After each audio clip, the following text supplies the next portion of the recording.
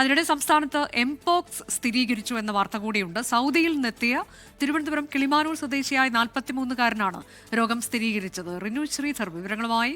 റിനു, പലതരത്തിൽ പകർച്ചവ്യാധികൾ ഉൾപ്പെടെ സംസ്ഥാനത്ത് വ്യാപിക്കുമ്പോഴാണ് എംപോക്സ് കൂടി സ്ഥിരീകരിച്ചിരിക്കുന്നു എന്ന വിവരം.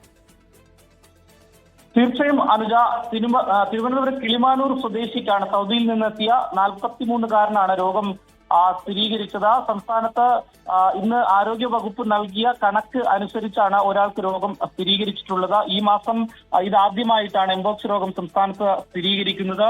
ഈ വർഷം 2026 ശേഷം 8 പേർക്ക് എംപോക്സ് രോഗം സ്ഥിരീകരിച്ചിട്ടുണ്ട്. സംസ്ഥാനത്തു നിന്നുള്ള കണക്കും ആരോഗ്യ വകുപ്പ് നൽകുന്നുണ്ട്.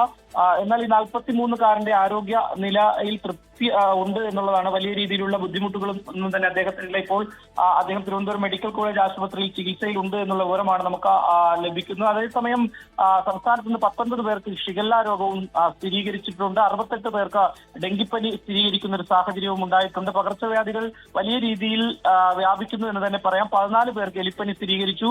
4 പേർക്ക് മലേറിയയും ഇന്ന് റിപ്പോർട്ട് ചെയ്തിട്ടുണ്ട് ആരോഗ്യവകുപ്പിന്റെ കണക്കനുസരിച്ച്. 15 പേർക്ക് മഞ്ഞപ്പിത്തവും 80 പേർക്ക് ചിക്കൻ പോക്സ് രോഗവും ഒരാൾക്ക് അമീബിക് മസ്തിഷ്ക ജ്വരവും സ്ഥിരീകരിച്ചു എന്നുള്ള കണക്കാണ് ആരോഗ്യവകുപ്പ് ഇന്ന് നൽകിയിരിക്കുന്നത്. അനുജ, സൗദി അറേബ്യയിൽ നിന്നെത്തിയ തിരുവനന്തപുരം കിളിമാനൂർ സ്വദേശിക്കാണ് എംപോക്സ് സ്ഥിരീകരിച്ചത്.